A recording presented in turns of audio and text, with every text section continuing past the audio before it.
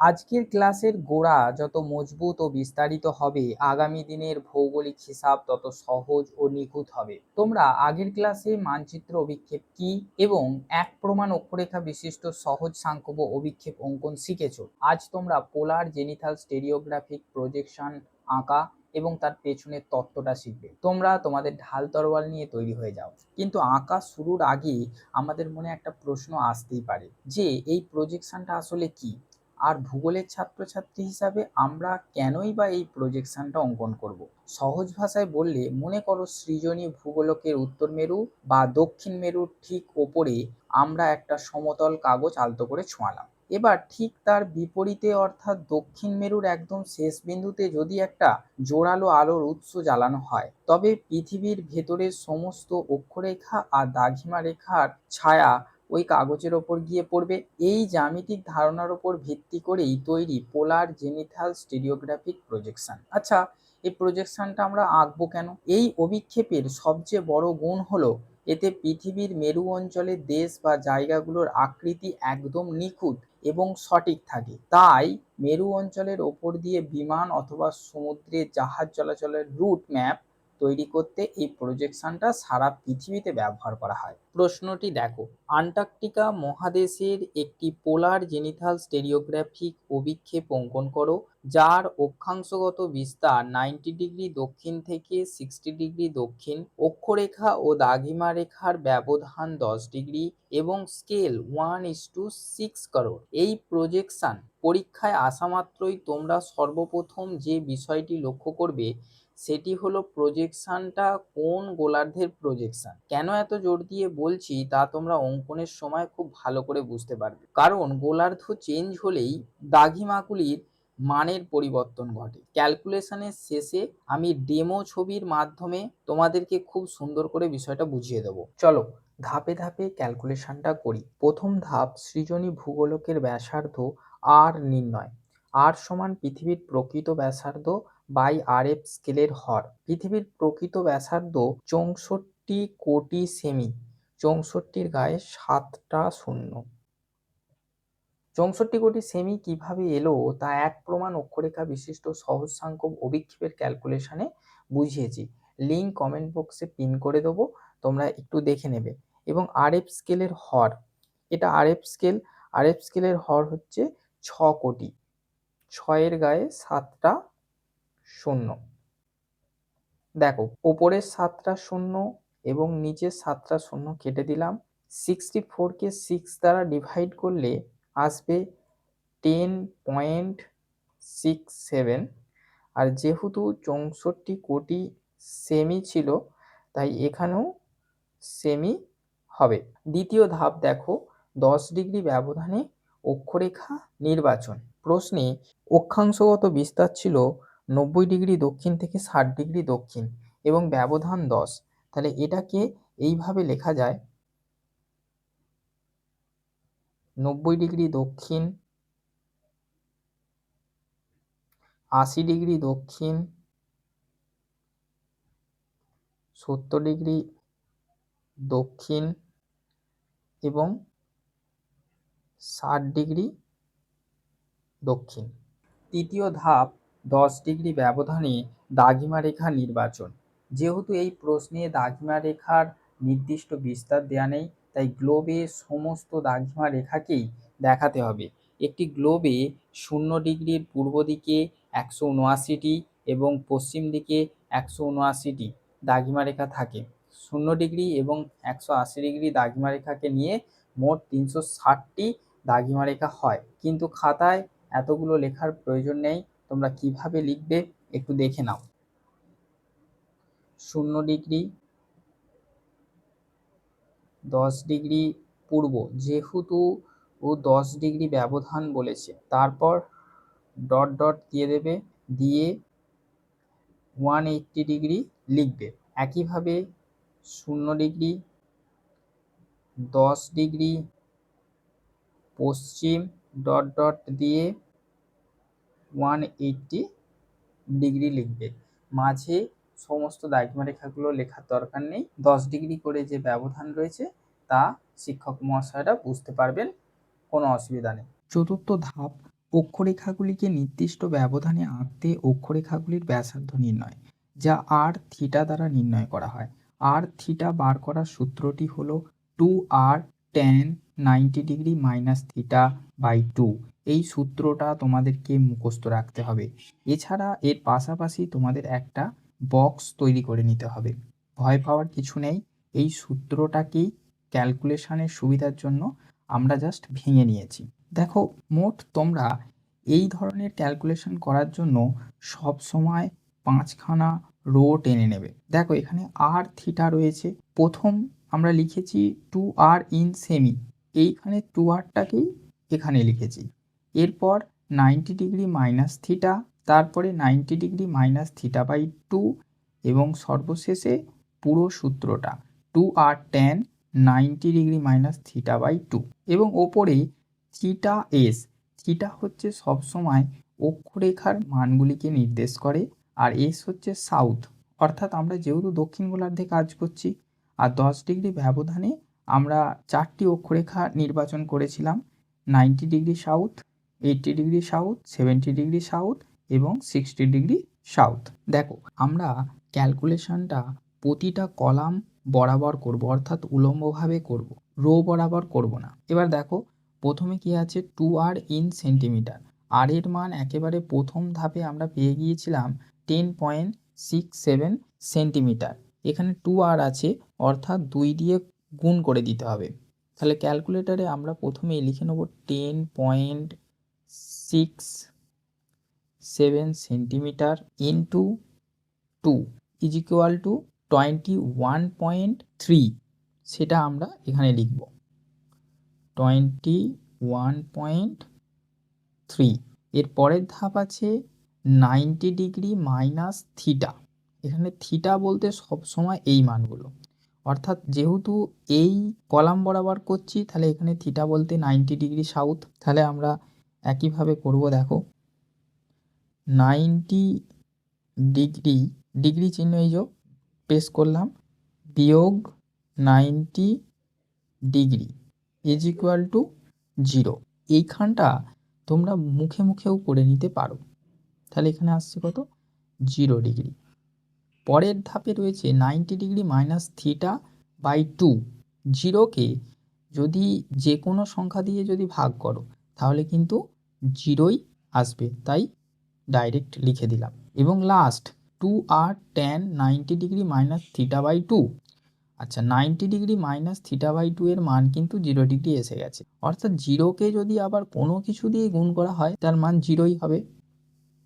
তাহলে 0 লিখে দিলাম। এর পরেরটা দেখ, 80 ডিগ্রি সাউথ। 80 ডিগ্রি সাউথ করার ক্ষেত্রেও 2r ইন সেমি রয়েছে, অর্থাৎ এই মানটাই হবে এখানে, যেহেতু 2r এর মান আমরা অলরেডি বার করে নিয়েছি। তাহলে এখানে লিখে দেবো 21.3। এবার দেখ, 90 ডিগ্রি মাইনাস থিটা, 90 ডিগ্রি চিহ্ন বিয়োগ 80 ডিগ্রি সাউথ, থিটার মান 80 ডিগ্রি। তাহলে 80 ডিগ্রি ইজ ইকুয়াল টু কত আসলো? 10 ডিগ্রি 0 মিনিট 0 সেকেন্ড। এখানে কিন্তু দেখো ডিগ্রি চিহ্নই থাকবে ক্যালকুলেটারে, কিন্তু ডিগ্রির পরে যেহেতু আছে ওটা হচ্ছে মিনিট, তাহলে আমরা অত লিখব না, জাস্ট এখানে শুধু ডিগ্রিটা নিয়ে নেব। 10 degree divided by 2 is equal to 5 degree. এবার দেখো, খুব ভালো করে লক্ষ্য করবে আমরা লাস্ট ধাপটা কিভাবে করছি। এসি টিপে আবার 0তে নিয়ে চলে আসলাম। এবার পরপর করব। প্রথমে 2r এর মান কত? 21.3। 21.3 প্রথমে পেশ করে নিলাম। এরপর ইনটু কত আছে? 10। তাহলে এখানে ক্যালকুলেটারে দেখো 10 দেখতে পাচ্ছ, এখানে 10 পেশ করলাম। এরপর কি আছে দেখো, ফার্স্ট ব্র্যাকেট। তাহলে এখানে ফার্স্ট ব্র্যাকেট দিলাম। এবার 90 ডিগ্রি মাইনাস থিটা বাই 2, তার মান কিন্তু এখানে 5 ডিগ্রি এসে গেছে। তাহলে আমরা এর ভেতরে লিখব 5, আর এই ডিগ্রি চিহ্ন পেশ করলাম, ব্র্যাকেট ক্লোজ করলাম, ইজ ইকুয়াল টু কত আসছে? 1.9। একইভাবে 70 ডিগ্রি সাউথের ক্ষেত্রেও 2r এর মান 21.3, এসি টিপলাম, 0-য় নিয়ে গেলাম। তবে এখানটা তোমরা মুখে মুখেই ক্যালকুলেশন করতে পারবে। 70 এই 90 ডিগ্রি থেকে 70 ডিগ্রি মাইনাস করলে আসছে 20 ডিগ্রি। 20 ডিগ্রিকে 2 দ্বারা ডিভাইড করলে কত আসবে? 10 ডিগ্রি। এর পরেরটা আমরা ক্যালকুলেটারে করব। তাহলে 2r এর মান কত? 2r এর মান হচ্ছে 21.3 ইন্টু ক্যালকুলেটারের tan নিয়ে নিলাম, ফার্স্ট ব্র্যাকেট দেবো, 90 ডিগ্রি মাইনাস θ/2 এর মান 10 ডিগ্রি, লিখে নেব 10, 8 ডিগ্রি চিহ্ন এখানে, first bracket close, is equal two 3.8।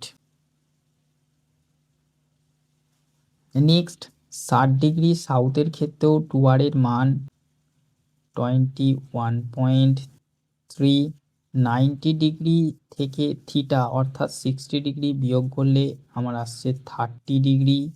এটা আমাদের মুখে মুখেই হয়ে যাচ্ছে, তাই ক্যালকুলেটর ইউজ করব না। এরপর 30 ডিগ্রিকে 2 দ্বারা ডিভাইড করলে আসবে 15 ডিগ্রি। এবার আসো ক্যালকুলেটর ইউজ হবে। এসি পেশ করলাম, 2r এর মান আমরা কিন্তু সবাই জানি অলরেডি 21.3, আচ্ছা, ইন্টু tan, ক্যালকুলেটর থেকে tan আবারও নিয়ে নিলাম, ফার্স্ট ব্র্যাকেট নিয়ে নিলাম, 90 ডিগ্রি মাইনাস θ/2 এর মান এসে গেছে এখানে 15 ডিগ্রি, তাহলে নিয়ে নেব 15 degree, first bracket close, is equal two 5.7। এইগুলো কিন্তু প্রত্যেকটাই সেমিতে মান। শুরুতে প্রশ্নটা যখন পড়ছিলাম তখন তোমাদের বারবার লক্ষ্য করতে বলছিলাম যে প্রজেকশনটা কোন গোলার্ধে অঙ্কন করতে হবে, কারণ এখানেই ছাত্রছাত্রীরা সব থেকে বেশি ভুলটা করে বসে। মনে রাখবে এটি একটি পোলার গ্রুপ প্রজেকশন। পোলার অর্থাৎ মেরু, উত্তর গোলার্ধ হলে উত্তর মেরু নিয়ে কাজ হবে, আর দক্ষিণ গোলার্ধ হলে দক্ষিণ মেরু নিয়ে কাজ হবে। তাই উত্তর গোলার্ধের দ্রাঘিমা রেখাগুলির মান বা অবস্থান এবং দক্ষিণ গোলার্ধের দ্রাঘিমা রেখার মান বা অবস্থানের মধ্যে কিছু পরিবর্তন লক্ষ্য করা যাবে, সেটাকেই ঠিক রাখতে হবে। দেখো প্রথমেই আরো একটা কথা বলেছিলাম যে এটা একেবারে পোলার জেনিথাল স্টেরিওগ্রাফিক প্রজেকশনের একেবারে ভিডিও, তাই এখানে একটু ডেপথ থাকবে। আমরা যখন উত্তর মেরুর ঠিক ওপর থেকে পৃথিবীর দিকে তাকাই তখন মূল মধ্যরেখা 0 ডিগ্রি থাকে আমাদের ঠিক নিচে, আর ঠিক বিপরীত পাশে থাকে আন্তর্জাতিক তারিখ রেখা 180 ডিগ্রি ওপরে।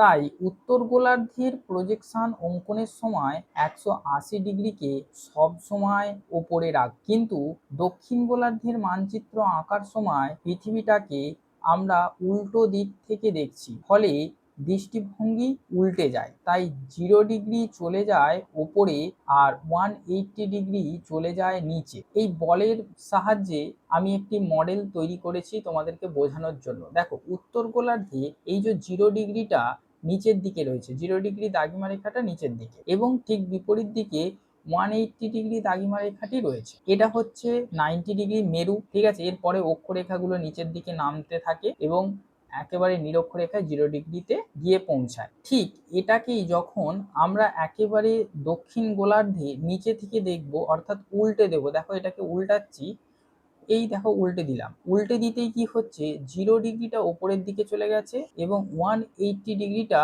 নিচের দিকে চলে এসেছে। তার ফলে আমরা যখন প্রজেকশনটা অঙ্কন করব এই জিনিসটাই সব থেকে ভালো করে মাথায় রাখতে হবে যে যদি আমাদেরকে দক্ষিণ গোলার্ধ বলে তাহলে 0 ডিগ্রিটা ওপরে থাকবে, 180 ডিগ্রিটা নিচে থাকবে। আর যদি আমাদের উত্তর গোলার্ধ নিয়ে কাজ করতে হয় অর্থাৎ উত্তর মেরু নিয়ে কাজ করব যখন, তখন 180 ডিগ্রিটা উপরে চলে যাবে এবং 0 ডিগ্রিটা নিচে চলে আসবে। এই প্রজেকশনের সব থেকে সহজ অংশটা হলো আঁকা। একবার ভালো করে দেখে নাও আর কখনো ভুলবে না। প্রথমেই খাতার মাঝ বরাবর দুটি সরলরেখাকে এমনভাবে অঙ্কন করতে হবে যাতে ওই দুটি সরলরেখা পরস্পরকে সমকোণে ছেদ করে, যার জন্য আমাদের একটা প্রোটেক্টরের প্রয়োজন পড়বে এবং প্রোটেক্টরটা খাতার মাঝ বরাবর বসিয়ে 0 ডিগ্রি, 180, 90 এবং 270 ডট বসিয়ে নিতে হবে। তারপর স্কেলের সাহায্যে যুক্ত করে দিতে হবে। তাহলেই দুটি সরলরেখা পরস্পরকে সমকোণে ছেদ করবে। প্রশ্নতে আমরা যে প্রজেকশনটার উপর কাজ করছি সেটা দক্ষিণ গোলার্ধের প্রজেকশন, এটা মাথায় রাখবে। আর এই দুটি সরলরেখা যে বিন্দুতে একে অপরকে ছেদ করলো, পরস্পর সমকোণে ছেদ করলো, সেই বিন্দুটি হলো মেরুবিন্দু। আর এই যে চারটি রেখা তৈরি হলো, এই চারটি রেখা 90 ডিগ্রি অন্তর অন্তর চারটি দাগিমা রেখাকে নির্দেশ করবে। এবার তোমরা বলো তো যে এই ওপরের দিকে যে রেখাটা, সেই রেখাটা কত ডিগ্রি দাগিমা রেখাকে নির্দেশ করবে? যেহেতু এটা দক্ষিণ গোলার্ধ, তাহলে এটা ওপরের দিকে 0 ডিগ্রি দাগিমা রেখাকে নির্দেশ করবে এবং 0 ডিগ্রি দাগিমা রেখার বিপরীতে 180 ডিগ্রি দাগিমা রেখা হবে। এবার যে গোলার্ধই হোক না কেন, সব সময় ডান দিকটা হবে পূর্ব এবং বাঁ দিকটা হবে পশ্চিম। তাহলে যেহেতু 90 ডিগ্রি অন্তর অন্তর এই দাগিমা রেখাগুলি তৈরি হলো, তাহলে এটা হবে 90 ডিগ্রি পূর্ব আর এটা হবে 90 ডিগ্রি পশ্চিম। এরপর মেরুবিন্দুকে কেন্দ্র করে সারণী থেকে প্রত্যেকটি অক্ষরেখার ব্যাসার্ধ নিয়ে একটি করে পূর্ণবৃত্ত অঙ্কন করে নিতে হবে। এগুলি এক একটি অক্ষরেখাকে নির্দেশ করবে। তোমরা পেন্সিল কম্পাসের সাহায্যে ডাইরেক্ট মানগুলো নিয়ে পূর্ণবৃত্ত অঙ্কন করতে পারো, কিন্তু সব থেকে সহজে যেটা হবে সেটা তোমরা স্কেলকে এই মেরুবিন্দুতে বসাবে, বসিয়ে প্রত্যেকটি অক্ষরেখার মানগুলোকে প্রথমে নিয়ে নেবে। যেমন 80 ডিগ্রি দক্ষিণ অক্ষরেখার মান ছিল 1.9 নিয়ে নিলাম এবং 70 ডিগ্রি দক্ষিণ অক্ষরেখার মান ছিল 3.8 সেমি, তো 3.8 নিয়ে নেব। 5, 6, 7, 8। 60 ডিগ্রি দক্ষিণ অক্ষরেখার মান ছিল 5.7।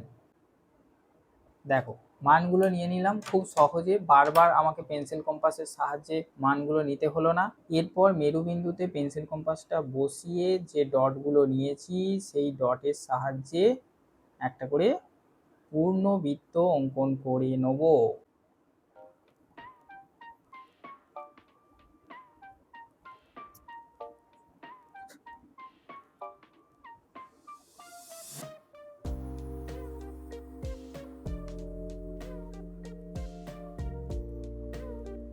অক্ষরেখাগুলি অঙ্কনের পর চাঁদার কেন্দ্রকে অভিক্ষেপ কেন্দ্রে অর্থাৎ মেরুবিন্দুতে বসিয়ে ইন্টারভ্যাল অনুযায়ী প্রত্যেকটা বিন্দু নিয়ে নেব। ইন্টারভ্যাল অর্থাৎ ব্যবধান 10 ডিগ্রি করে ব্যবধান ছিল, তাহলে 10 ডিগ্রি ব্যবধান অনুসারে প্রত্যেকটা মান নিয়ে নেব।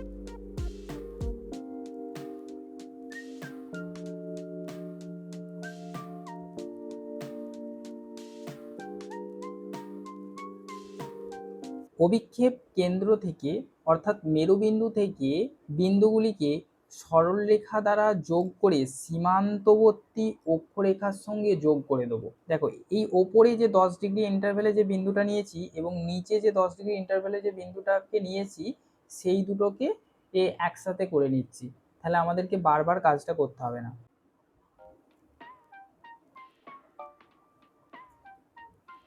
একইভাবে প্রতিটাই করে নেব।